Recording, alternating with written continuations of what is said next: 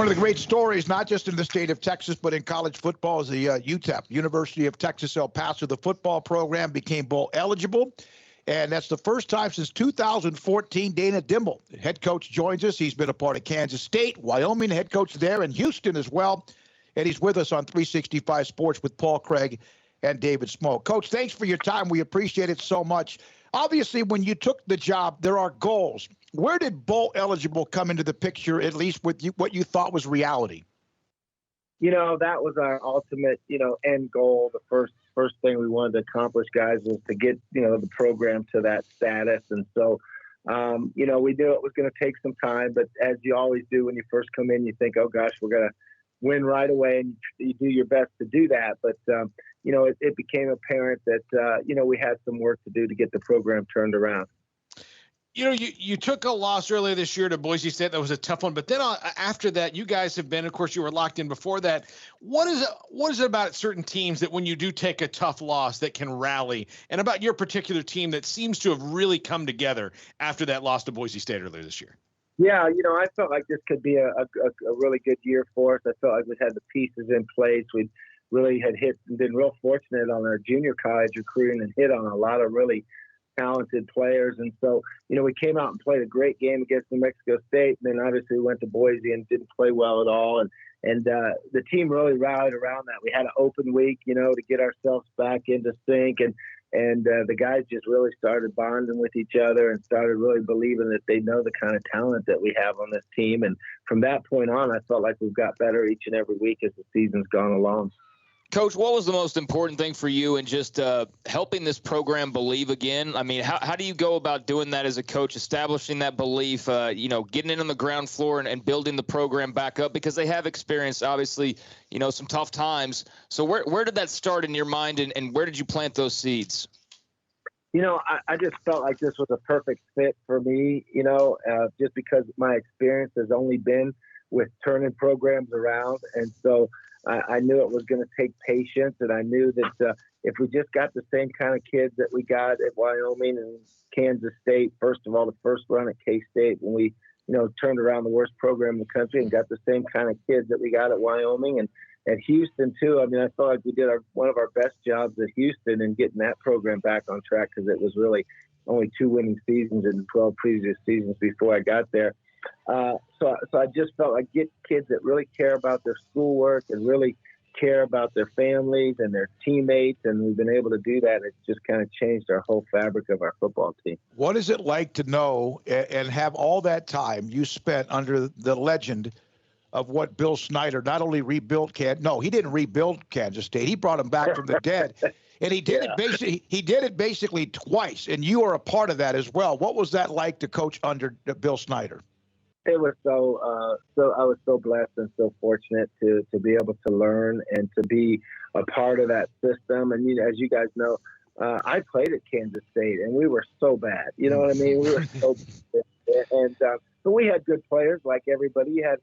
You had some good players, but we just didn't know how to believe. And so Coach came in and really got us to the point where we expected to win, and I was able to just watch and learn, and I knew nothing then. I'm just learning, and then to be a part of the second turnaround too. We came back, and the program had kind of dropped a little bit, and to get it back to a Big 12 championship and a number 1 ranking in the country, at one point in time. So much that I gained from that man on how to run a program, and that system's been tweaked and tweaked and tweaked over 20 some years, right, of him being a head coach. And that's how you really get a good system, is it just learns and gets better each and every year. And so I was able to take a lot of that experience that I had from him again, and a lot of experience I had from the things that we had accomplished at Wyoming and Houston, and try to put them into place here. And hopefully with the good Lord's help, it all comes to fruition. What was it like when he got mad? Because he was a very mellow guy. I've always wondered you could tell when he was disappointed. Kansas State's playing bad. You can, man, that's going to be bad in the locker room by his standards. But, he's not a peel the paint off the walls guy. He's not, and that was one of his greatest strengths, is he worked you extremely, extremely hard, and made you the best coach you could be and the best player you could be. And I never heard him raise his voice at anybody all the years I've spent around that man, I never heard him raise his voice one time. And how many people can you say that about? But he knew how to crank the pressure down on you. You know what I mean? He'd crank the pressure down. And his infamous thing was his dictaphone, the dictaphone that he used, that he'd make comments in practice. So you knew if you did something wrong at practice or your players did something wrong, boy, he'd pull out that dictaphone and stand right. Sometimes he'd stand so you could hear what he was saying on the dictaphone, Coach, go ahead. This or that, and then he'd give us notes after every practice in our mailbox. We'd get notes about what we did well and what we didn't do well at practice. I don't do that, but I thought it was a pretty cool thing to do. Definitely. Coach, I'm a part of the Earl Campbell Tyler Rose Award. It takes a look at the best players playing in the state of Texas or from the state of Texas. And you have a young man on your roster that's not from the state of Texas originally. He's an Arizona native, but Jacob Cowan, your sophomore wide receiver, he's had a big year thus far. And you guys are obviously winning games, but what kind of a talent is Jacob Cowan, and what kind of a difference has he made for your football team, especially still being such a young receiver? He's not the biggest guy. He's super fast, and he's really, really smart.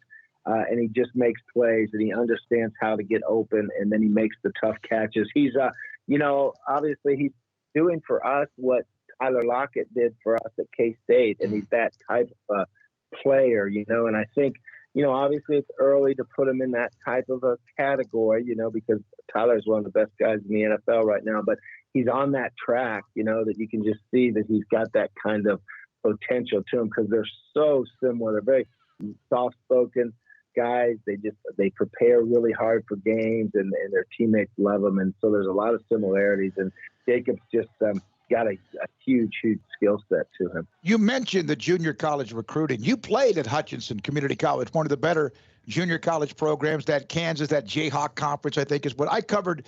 Junior college football quite a bit in here in Texas with Tyler and Trinity Valley, Navarro, some great teams, Blinn. How much did that help that you played at a junior college to help you recruit it, or does it? It does. You know what I mean? I understand what kind of hunger you have when you're at a junior college and how excited you are to get to a Division I program. And then once you get there, what it takes to convert into making yourself even though you might have been a star at JUCO, you got to convert to a whole nother level. So I have a feel of what that takes. And I have a feel what kind of guys can do that, can thrive in this type of situation, what type of personality it takes. Because obviously I had a lot of my teammates that went on and did well. A lot of them that went on didn't do well, right? So that does help. It definitely helps. And the other thing that's been really, really helpful because that's been our junior college recruiting has just been, we've been really, really blessed with it, is a lot of these Texas coaches were coaching at other Texas junior colleges that are coaching at them now. 20-some years ago when I was recruiting guys to Kansas State and to Arizona and to those places. And so we still have all these contacts, and they've really been helping us and taking care of us. Your recruiting area is pretty unique. I mean, Texas is a big, gigantic state. El Paso's just out on the end of Texas or the beginning, I guess, which depending on which way you're coming from. But you also, maybe have a little bit more of a dip into California and Arizona and some other places. Has that made it interesting in building this roster, in that it's not just about Texas, it's about some other pretty big states too? It's been kind of fun, guys. We've really dipped into California and hit on some really, really good players out of California, some O-linemen, that are very good players for us. And we've hit on some DBs and some receivers in SoCal. So it's fun because, we're only 10 hours away from Los Angeles, and it's not that bad of a drive at all. So it's been nice. And then Arizona's football is getting better and better. And, obviously that's a proximity state for us. And so we'll really start, that's where Jacob's from. Actually, we've got 4 guys from his high school on our roster right now on scholarship. And so we're really trying to delve into Arizona. And the nice thing is Arizona football is getting better and better. But it's all been about our Texas ties. That's why it was a good fit for us here because, being in Texas I've never recruited anywhere myself but Texas as my main recruiting hub ever since my first recruiting spot. 1987, I'm a graduate assistant and one of our full-time coaches leave, and they throw me in San Antonio for my first recruiting experience. There's some deep, deep ties with my history in recruiting the state of Texas.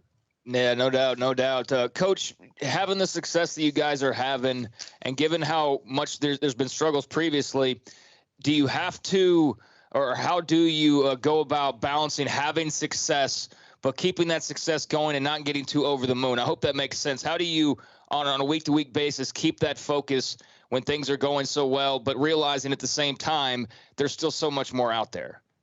That's such a great – that's the number one thing that's on your mind. That's a thought, because that's the truth, right? And obviously I was able to be a part of it at other places, and so that helped, to learn and watch how the teams need to be managed. But the biggest thing is, that's what I will tell our guys all the time. To me, it's just as hard to handle prosperity as it is adversity, right? And sometimes it can be even harder, because a lot of us have had more adversity in our lives, whether it be growing up or whatever. A lot of guys I deal with, than they have prosperity, right? And so this thought of handling prosperity has to go back to our preparation and how we practice. And so I've really been dwelling on them, is that we got to practice well. We're not going to play well unless we practice well, and you guys stay really locked into your schoolwork and managing your lives off the field. And so, we have the highest GPA here. We can only go back and find the last 15 years, and we have the highest GPA in the last 15 years by far. And so I just feel like the character of our kids is important, and they got to really pull together with each other and say, hey guys, it's just 1-0 mentality, right? I mean, that's Bill Snyder's big thing, 1-0 mentality, and we try to live by that. How much does what we've seen since the late July earthquake with Texas, Oklahoma, and the SEC, how it affected the Big 12, and they recovered, and now the American Athletic, and they're added, and how it affects where you are, the Conference USA or the Sun Belt or whoever? How much does that take time away from your day, or is that that's an athletic director and president type issue? Yeah, that's the athletic director and president issue, guys, and our job is to put the best product we can put up there on the field and give them as much leverage as they can possibly have, and that's my job. And so I'm just trying to give, our administration as much leverage as we can possibly give them to get us to where, where we want to be and where we need to be, and that's, and I feel like our president and AD are doing a magnificent job with that. And, we just had a meeting, and it's all going to be good for UTEP, but we got to do our part, and that's put a great product out there and make something people are proud of. Thank you very much, Dana. Appreciate it, Coach. Thanks for your time. Good luck going forward. Happy to see what you're doing with the Miners. That's Dana Dimel, coached under Bill Snyder for a long, long time, was a part of that Big 12 championship team in 2012 that lost the chance of a national